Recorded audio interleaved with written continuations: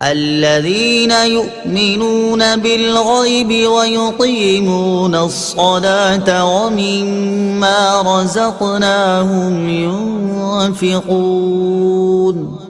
ترجمہ: وہ لوگ جو بغیر دیکھے ایمان لاتے ہیں اور نماز قائم کرتے ہیں اور ہمارے دیے ہوئے رزق میں سے کچھ ہماری راہ میں خرچ کرتے ہیں۔ الذین یؤمنون بالغیب، وہ لوگ جو بغیر دیکھے ایمان لاتے ہیں۔ تفسیر صراط الجنان میں ہے۔ یہاں سے لے کر المفلحون تک کی 3 آیات مخلص مومنین کے بارے میں ہیں جو ظاہری اور باطنی دونوں طرح سے ایمان والے ہیں۔ اس کے بعد 2 آیتیں ان لوگوں کے بارے میں ہیں جو ظاہری اور باطنی دونوں طرح سے کافر ہیں، اور اس کے بعد کی 13 آیتیں منافقین کے بارے میں ہیں جو کہ باطن میں کافر ہیں اور اپنے آپ کو مسلمان ظاہر کرتے ہیں۔ آیت کے اس حصے میں متقی لوگوں کا ایک وصف بیان کیا گیا ہے کہ وہ لوگ بغیر دیکھے ایمان لاتے ہیں، یعنی وہ ان تمام چیزوں پر ایمان لاتے ہیں جو ان کی نگاہوں سے پوشیدہ ہیں، اور نبی کریم صلی اللہ تعالی علیہ وسلم نے ان کے بارے میں خبر دی ہے، جیسے مرنے کے بعد دوبارہ زندہ کیا جانا، قیامت کا قائم ہونا، اعمال کا حساب ہونا اور جنت و جہنم وغیرہ۔ ایک قول یہ بھی ہے کہ یہاں غیب سے قلب یعنی دل مراد ہے۔ اس صورت میں آیت کے معنی یہ ہوں گے کہ وہ دل سے ایمان لاتے ہیں۔ ایمان اور غیب سے متعلق چند اہم باتیں۔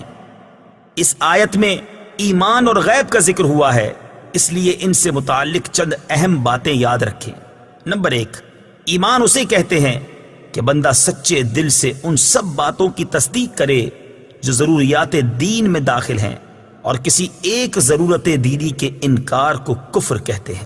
نمبر 2، عمل ایمان میں داخل نہیں ہوتے، اسی لیے قرآن پاک میں ایمان کے ساتھ عمل کا جدا گانا ذکر کیا جاتا ہے، جیسے اس آیت میں بھی ایمان کے بعد نماز و صدقہ کا ذکر علیحدہ طور پر کیا گیا ہے۔ نمبر 3، غیب وہ ہے جو ہم سے پوشیدہ ہو اور ہم اپنے حواس جیسے دیکھنے، چھونے وغیرہ سے اور بدیہی طور پر عقل سے اسے معلوم نہ کر سکیں۔ نمبر 4، غیب کی 2 قسمیں ہیں۔ نمبر 1، جس کے حاصل ہونے پر کوئی دلیل نہ ہو، یہ علم غیب ذاتی ہے اور اللہ تعالیٰ کے ساتھ خاص ہے، اور جن آیات میں غیر اللہ سے علم غیب کی نفی کی گئی ہے وہاں یہی علم غیب مراد ہوتا ہے۔ نمبر 2، جس کے حاصل ہونے پر دلیل موجود ہو، جیسے اللہ تعالیٰ کی ذات و صفات، گزشتہ انبیاء کرام علیہ الصلوۃ والسلام اور قوموں کے احوال، نیز قیامت میں ہونے والے واقعات وغیرہ کا علم، یہ سب اللہ تعالیٰ کے بتانے سے معلوم ہیں، اور جہاں بھی غیر اللہ کے لیے غیب کی معلومات کا ثبوت ہے وہاں اللہ تعالیٰ کے بتانے ہی سے ہوتا ہے۔ نمبر 5، اللہ تعالیٰ کے بتائے بغیر کسی کے لیے ایک ذرے کا علم غیب ماننا قطعی کفر ہے۔ نمبر 6، اللہ تعالیٰ اپنے مقرب بندوں جیسے انبیاء کرام علیہ الصلوۃ والسلام اور اولیاء اعظام رحمت اللہ تعالی علیہم پر غیب کے دروازے کھولتا ہے، جیسا کہ خود قرآن و حدیث میں ہے۔ اس موضوع پر مزید کلام سورہ آل عمران کی آیت نمبر 179 کی تفسیر میں مذکور ہے۔ وَيُقِيمُونَ الصَّلَاةَ، اور نماز قائم کرتے ہیں، تفسیر صراط الجنان میں ہے۔ آیت کے اس حصے میں متقی لوگوں کا دوسرا وصف بیان کیا گیا کہ وہ نماز قائم کرتے ہیں۔ نماز قائم کرنے سے مراد یہ ہے کہ نماز کے ظاہری اور باطنی حقوق ادا کرتے ہوئے نماز پڑھی جائے۔ نماز کے ظاہری حقوق یہ ہیں کہ ہمیشہ ٹھیک وقت پر پابندی کے ساتھ نماز پڑھی جائے، اور نماز کے فرائض، سنن اور مستحبات کا خیال رکھا جائے، اور تمام مفسدات و مکروہات سے بچا جائے۔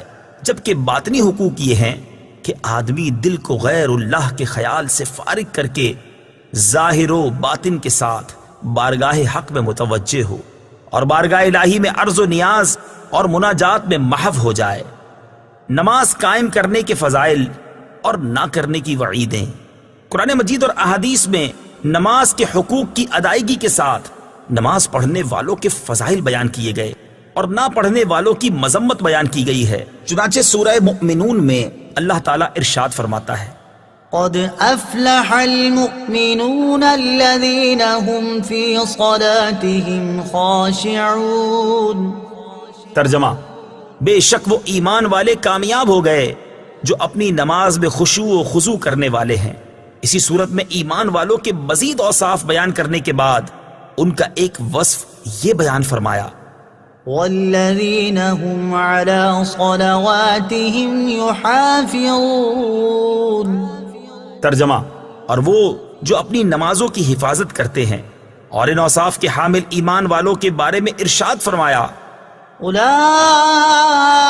هم الوارثون الذین یرثون الفردوس هم فیها خالدون۔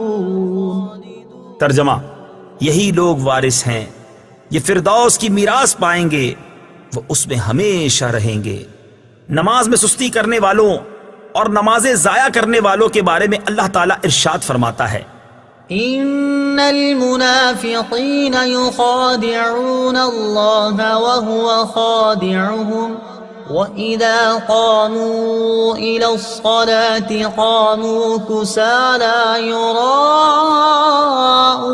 النَّاسَ وَلَا يَذْكُرُونَ اللَّهَ إِلَّا قَلِيلًا۔ ترجمہ، بے شک منافق لوگ اپنے گمان میں اللہ کو فریب دینا چاہتے ہیں اور وہی انہیں غافل کر کے مارے گا، اور جب نماز کے لیے کھڑے ہوتے ہیں تو بڑے سست ہو کر لوگوں کے سامنے ریاکاری کرتے ہوئے کھڑے ہوتے ہیں اور اللہ کو بہت تھوڑا یاد کرتے ہیں۔ اور ارشاد فرمایا، فَخَلَفَ مِن بَعْدِهِمْ خَلْفٌ أَضَاعُوا الصَّلَاةَ وَاتَّبَعُوا الشَّهَوَاتِ فَسَوْفَ يَلْقَوْنَ غَيًّا إِلَّا مَن تَابَ وَآمَنَ وَعَمِلَ صَالِحًا فَأُولَئِكَ يَدْخُلُونَ الْجَنَّةَ وَلَا يُظْلَمُونَ شَيْئًا۔ ترجمہ، تو ان کے بعد وہ نالائق لوگ ان کی جگہ آئے جنہوں نے نمازوں کو ضائع کیا اور اپنی خواہشوں کی پیروی کی، تو ان قریب وہ جہنم کی خوفناک وادی غی سے جا ملیں گے، مگر جنہوں نے توبہ کی اور ایمان لائے اور نیک کام کیے تو یہ لوگ جنت میں داخل ہوں گے اور ان پر کوئی زیادتی نہیں کی جائے گی۔ بخاری شریف کی حدیث ہے، حضرت عثمان غنی رضی اللہ تعالی عنہ فرماتے ہیں، سرکار دو عالم صلی اللہ تعالی علیہ وسلم نے ارشاد فرمایا، جس نے میرے اس وضو کی طرح وضو کیا پھر اس طرح 2 رکعت نماز پڑھی کہ ان میں خیالات نہ آنے دے تو اس کے پچھلے تمام گناہ بخش دیے جائیں گے۔ مسلم شریف کی حدیث ہے، حضرت عقبہ بن عامر رضی اللہ تعالی عنہ سے روایت ہے، سید المرسلین صلی اللہ تعالی علیہ وسلم نے ارشاد فرمایا، جو بھی مسلمان اچھے طریقے سے وضو کرتا ہے پھر کھڑے ہو کر اس طرح 2 رکعت نماز پڑھتا ہے کہ اپنے دل اور چہرے سے متوجہ ہو کر یہ 2 رکعتیں ادا کرتا ہے تو اس کے لیے جنت واجب ہو جاتی ہے۔ مسند امام احمد کی حدیث ہے، حضرت عبداللہ بن عمر رضی اللہ تعالی عنہما سے روایت ہے، حضور پر نور صلی اللہ تعالی علیہ وسلم نے ارشاد فرمایا، جس نے نماز پر مداومت کی تو قیامت کے دن وہ نماز اس کے لیے نور، برہان اور نجات ہوگی، اور جس نے نماز کی محافظت نہ کی تو اس کے لیے نہ نور ہے، نہ برہان، نہ نجات، اور وہ قیامت کے دن قارون، فرعون، حامان اور ابی بن خلف کے ساتھ ہوگا۔ حضرت ابو سعید خدری رضی اللہ تعالی عنہ سے روایت ہے، حضور اقدس صلی اللہ تعالی علیہ وسلم نے ارشاد فرمایا، جس نے جان بوجھ کر نماز چھوڑی تو جہنم کے اس دروازے پر اس کا نام لکھ دیا جاتا ہے جس سے وہ داخل ہوگا۔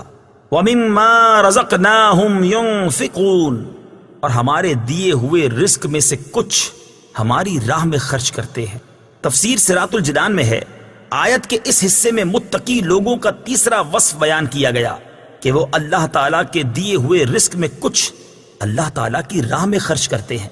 راہ خدا میں خرچ کرنے سے یا زکوٰۃ مراد ہے، جیسے کئی جگہوں پر نماز کے ساتھ زکوٰۃ ہی کا تذکرہ ہے، یا اس سے مراد تمام قسم کے صدقات ہیں، جیسے غریبوں، مسکینوں، یتیموں، طلباء، علماء اور مساجد و مدارس وغیرہ کو دینا، نیز اولیاء کرام یا فوت شدگان کے ایصال ثواب کے لیے جو خرچ کیا جاتا ہے وہ بھی اس میں داخل ہے کہ وہ سب صدقات نافلہ ہیں۔